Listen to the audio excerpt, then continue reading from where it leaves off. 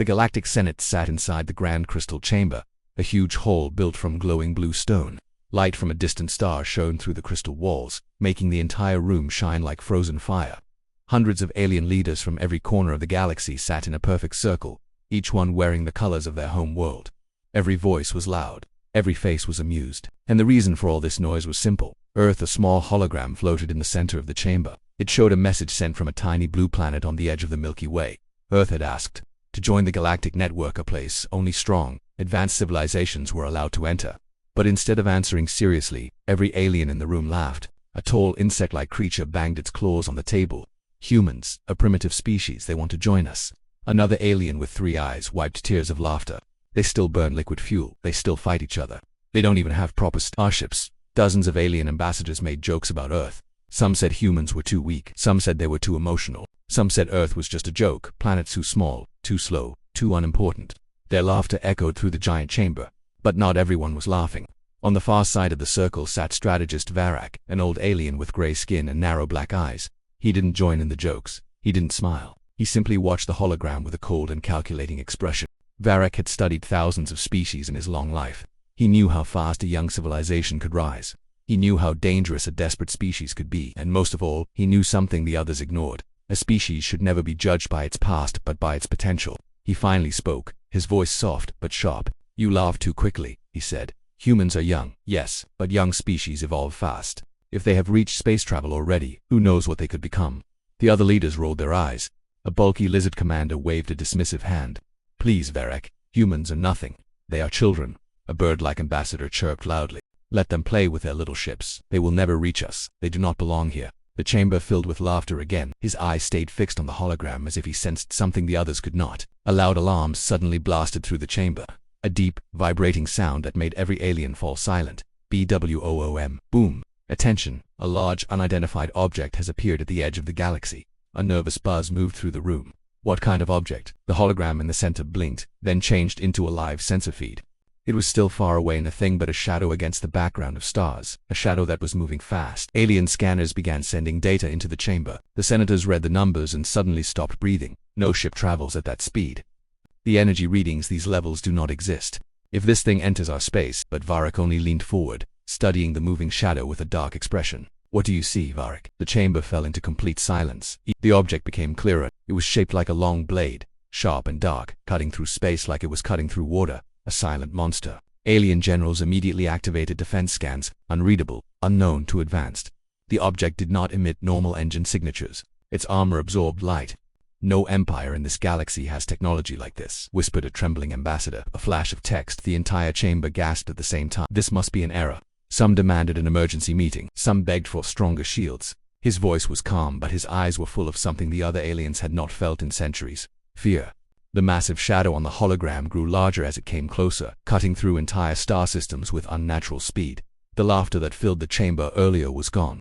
Now there was only silence, and the heavy truth that no one wanted to accept. The massive shadow on the hologram continued moving across the star map, growing larger with every second. Inside the Grand Crystal Chamber, none of the alien senators dared to speak. Their earlier jokes and laughter now felt like a distant memory, something foolish, something embarrassing. The galaxy was no longer amused. A small alien technician, barely 4 feet tall with glowing blue skin, approached the center control panel. His hands shook as he tapped the crystal screen.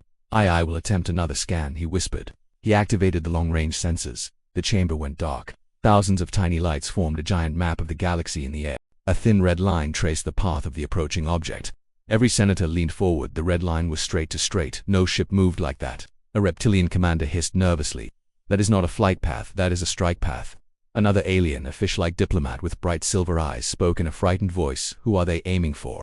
The hologram answered that question by itself. The red line ended at one point. A glowing blue crystal symbol, the center of the galaxy. The heart of the Senate panic exploded instantly. "They are coming toward us. Why? What do they want? We never attacked Earth. This must be a misunderstanding, right?" The chamber filled with fear. Only strategist Varak stayed silent. He watched the approaching dot with narrow, unblinking eyes. His mind raced with calculations, speed, distance, energy, technology, all far beyond what any known empire could produce. He finally spoke. "Humans requested entry into the galactic network," he said. "We laughed. We refused them. Perhaps they decided to answer in their own way." The room froze. Nobody wanted to admit it, but Varak was right. A small bird-like ambassador flapped his wings nervously. "But they said they were peaceful." Varak shook his head slowly. You could not assume peace from silence. Humans have a long history of reacting strongly when mocked or ignored. As he spoke, more data appeared in the hologram. Alien scientists in the chamber gasped. Look at this, impossible. How can one ship generate so much power? The hologram zoomed in again. Now the mysterious object had a shape dark and massive.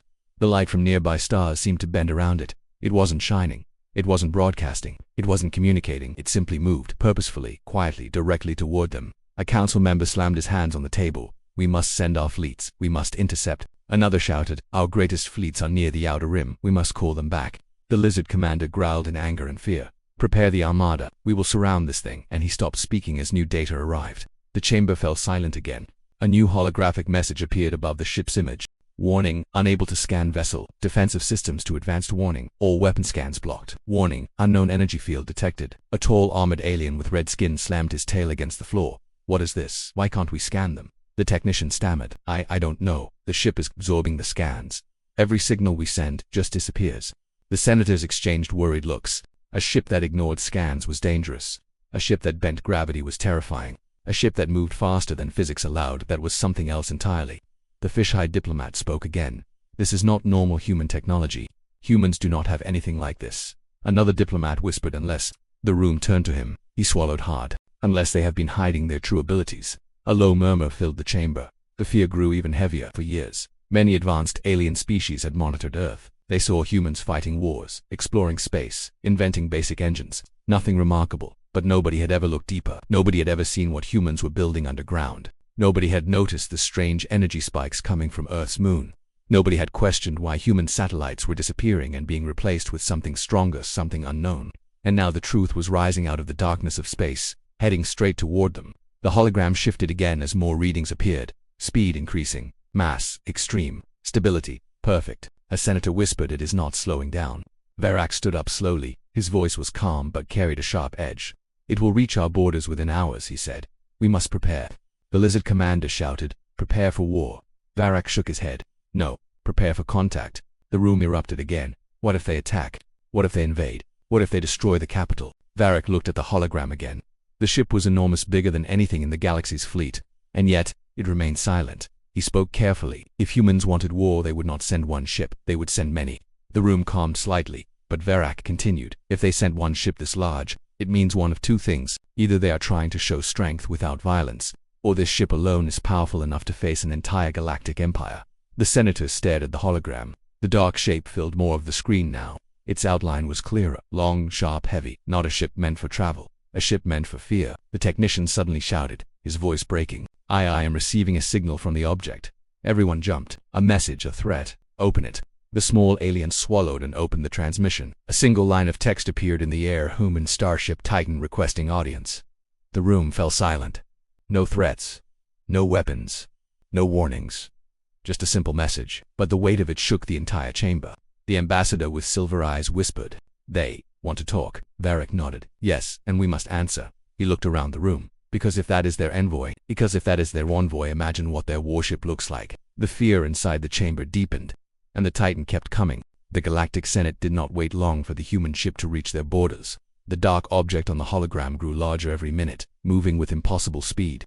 Some aliens prayed, others prepared escape routes, but nobody dared to speak openly about what they feared most, that the ship approaching them was not just advanced, but unstoppable. High above the capital world floated the Senate defense ring, a massive chain of metal stations built to guard the heart of the galaxy. It held thousands of cannons, energy shields, and fleets from every major empire. For hundreds of years, it had protected the Senate from danger. But today, the officers inside the defense ring stared at their screens in shock. One of them whispered, it is almost here. Another replied, why is it moving so silently? Where are its engines? They watched the strange object drift closer, cutting through space as if space itself bent around it. Even at a distance, its presence felt heavy, like a shadow that carried weight, like a mountain drifting across the stars.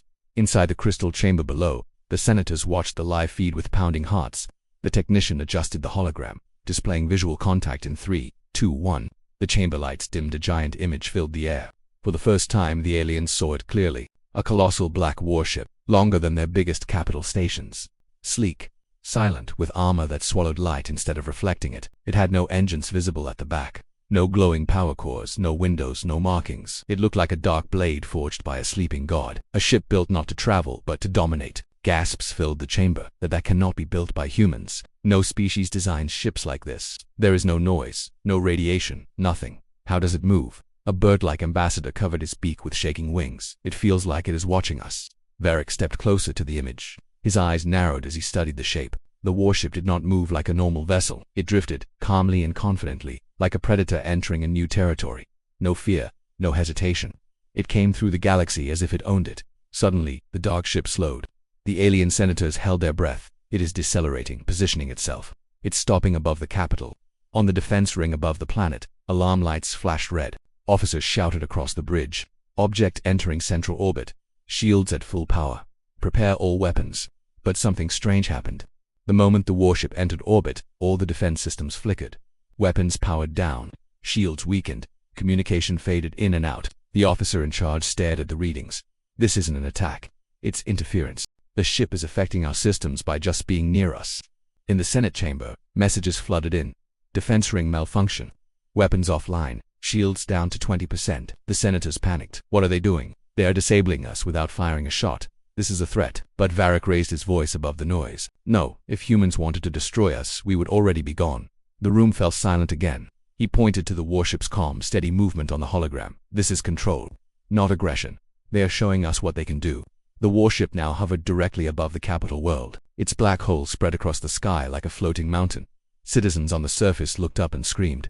Some fell to their knees. Some ran indoors. Some simply stared in frozen silence. A ship that large should have blocked sunlight, but the Titan did something stranger. Light bent around it, shadows twisted. Gravity felt different. It was as if the natural laws of the universe bent to the ship's presence. The hologram changed again. A calm, robotic voice spoke across the chamber. Incoming transmission. Every senator stiffened. Nobody dared breathe. Open the channel, Varric said. The crystal walls brightened. A new image appeared in the center of the chamber. A human, a woman wearing a dark uniform with a silver crest on her chest. Her eyes were calm. Her expression was serious but not aggressive. She stood straight, shoulders firm, confidence radiating from her as if part of her very nature. This is Captain Myra Hale, she said in steady, clear words. Commander of the human starship Titan, we come in peace. The entire chamber trembled. That enormous warship was a peace ship. An insect ambassador shouted, "Why you silenced our defense systems?" Captain Hale nodded slightly. Yes, we detected your weapons powering up. We disabled them to prevent a misunderstanding.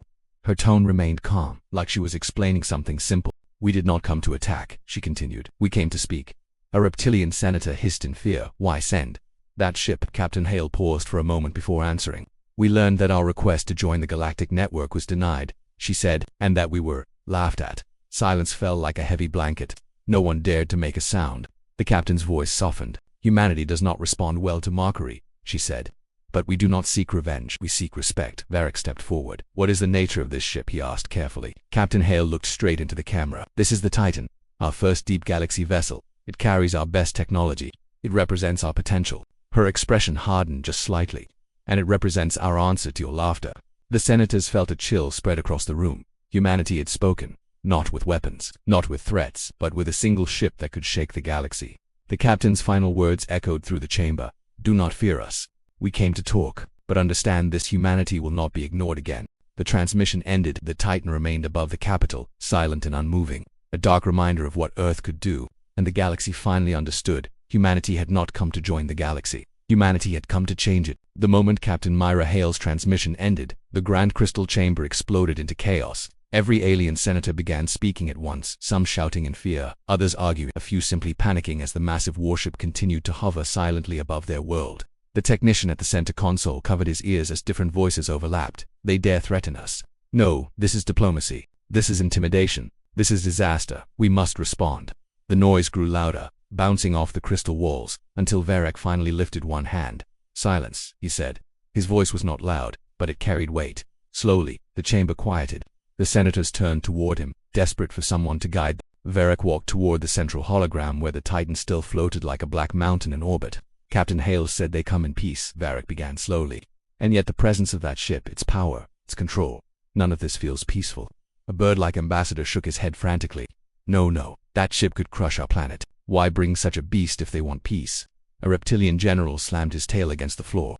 Because they want us to respect them through fear, Varric sighed. Or perhaps because humans believe strength is the language every advanced species understands. The senators looked uneasy. A small amphibian diplomat asked weakly, So what do we do? Virak pointed to the galaxy map still floating above the chamber floor. First, we must understand the message they are sending. He tapped the hologram. The Titan's shape flickered, then expanded, showing a closer view. The senators stared with wide, terrified eyes. Up close, the Titan looked even more unnatural. Its surface was smooth, seamless, almost alive. Black plates shifted slightly, adjusting to invisible pressure. There were no visible engines, yet gravity twisted around the hull like a halo. This ship is not just a vessel, Virak said quietly. It is a statement. A senator from the Iron Dominion clicked his metal fingers. A statement about human military power. No, Virak replied. A statement about human unity. The chamber fell silent again. Remember, Virak continued. Earth was once divided. Many nations, many wars, many problems. For humans to build something like this, they must have united their entire world. The idea shocked many senators. Humans united is impossible. They argue about everything. Virak gave a small, tired smile. Yes. And perhaps they argued about building this ship too, but in the end, they built it anyway.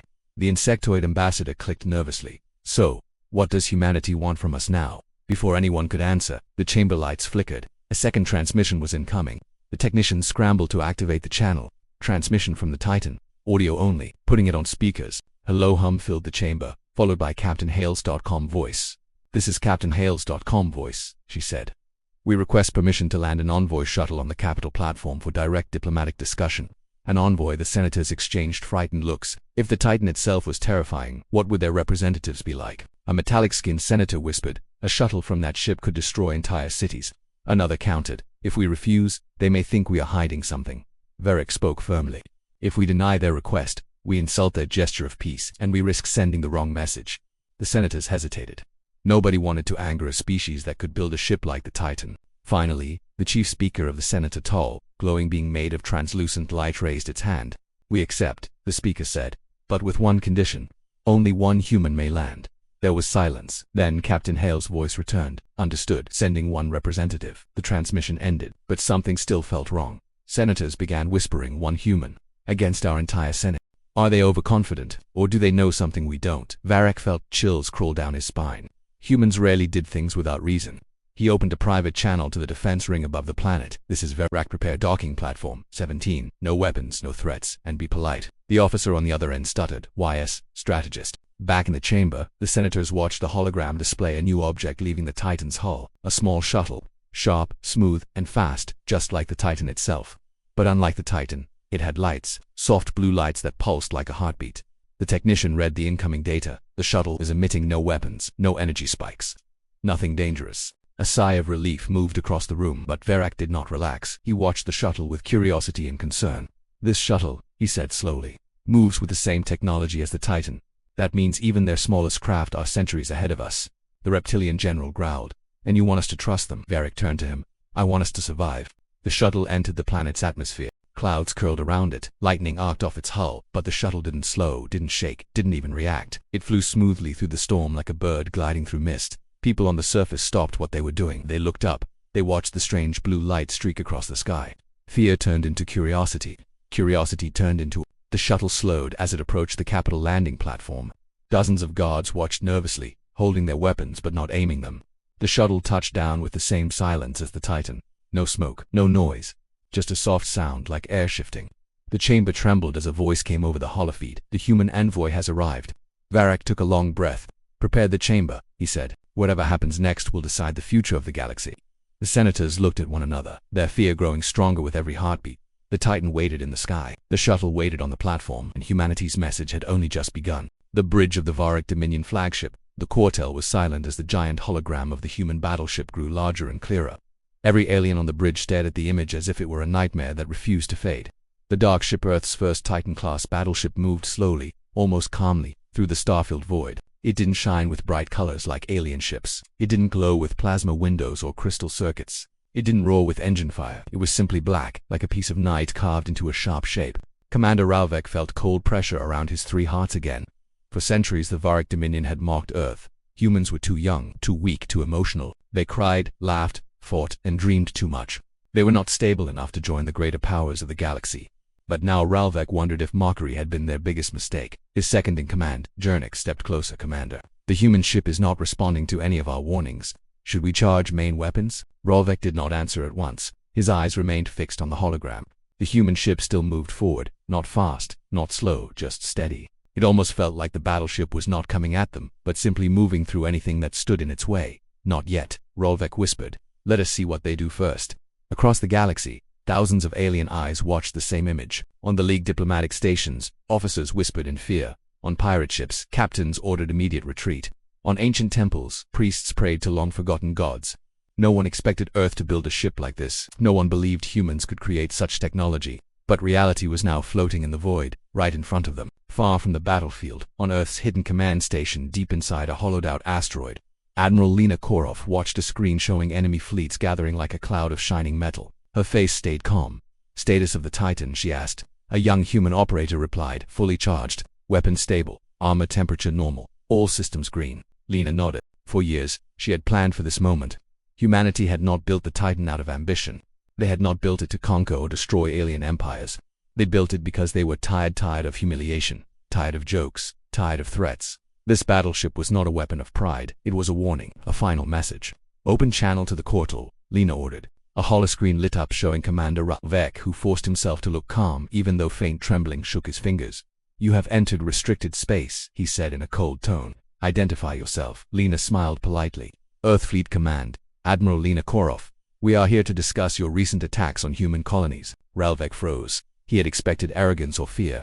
But this human spoke like someone who knew she held all the cards. You threatened the Dominion with one ship, he asked. Not a threat, Lena replied softly, a message. The screen cut off. Back on the Quartal, the tension rose like a storm. Every officer turned to their commander, waiting for orders. Something is wrong, Jernik whispered. Why send only one ship? Why no escort? Why no fleet? Rolvek's eyes narrowed. Because they do not need one. The words sent a cold wave through the bridge. A young tactical officer suddenly shouted, Commander, the human ship has activated something. A pulse is spreading across the area. Everyone looked back at the hologram. The Titan-class battleship pulsed once, just a small ripple of light across its black armor. It was faint, almost gentle, like a heartbeat, but the effect was immediate. Every alien ship in the surrounding region felt their shields flicker. Lights dimmed. Engines stuttered for a single second. Nothing broke, nothing burned. But the meaning was clear. Humanity had found a way to reach into the heart of enemy ships without even touching them. What technology is this? Jernik whispered. No one answered. Inside the Titan, Captain Mara Lin stood with her crew. She was calm but ready. Her ship responded to her like a living creature. Every system ran perfectly.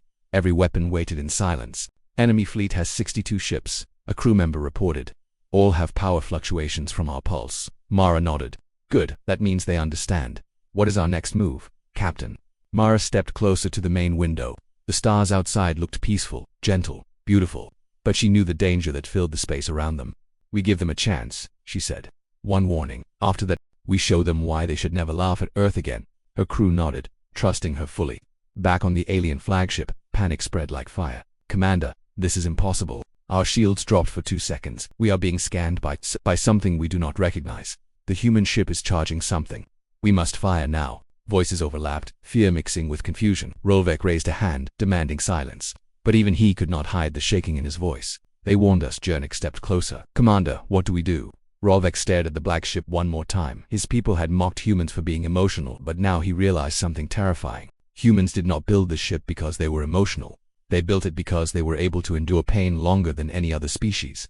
Because when humans were pushed too far, they changed. Open channel to Earth, Rolvek said slowly. The bridge fell silent. For the first time in his life, an alien commander was about to speak, not with arrogance, but with caution, maybe even respect, and the entire galaxy held its breath.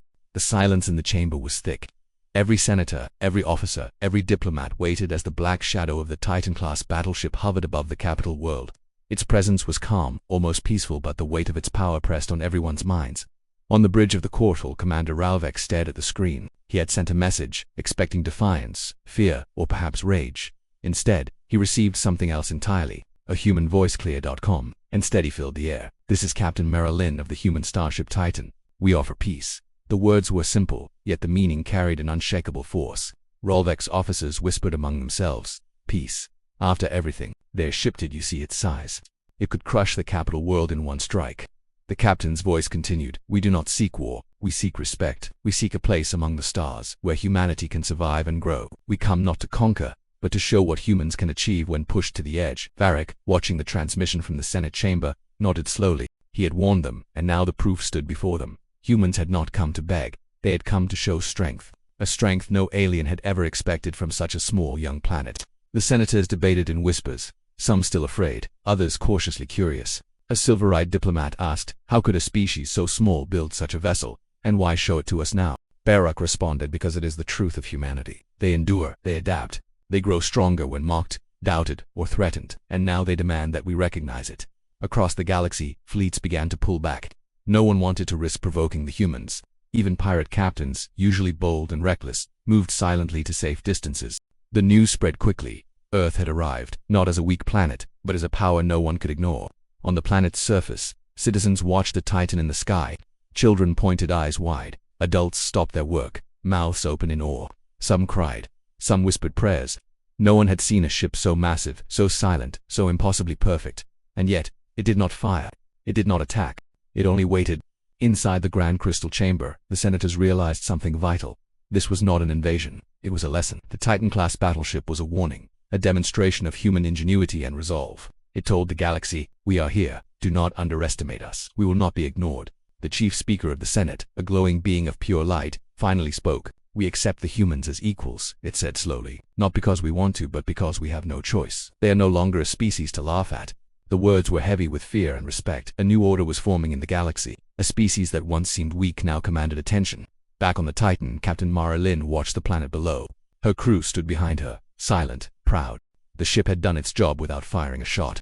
They had shown what humanity could achieve. They had made the galaxy take notice. She sent one final message, now to every major empire in range. Humanity will not beg. Humanity will not hide. If you laugh at us, we will show you why we are not to be mocked. It was a warning, not a threat, not a challenge. But every alien who heard it felt the weight. The Titan's black hull reflected distant stars. It seemed to absorb every light in the galaxy and hold it, like the entire universe had gathered to listen to humanity. In the weeks that followed, fleets returned to their borders, careful and respectful. Planets once mocking Earth now sent ambassadors to open communication. No empire dared attack. No species dared underestimate humans again. The galaxy had changed forever. Varek, now calm but thoughtful, addressed the Senate. We laughed at Earth once, he said quietly. We mocked them. We ignored them, but today, we have learned. Humanity is a force unlike any other. We must respect it, or we will regret it.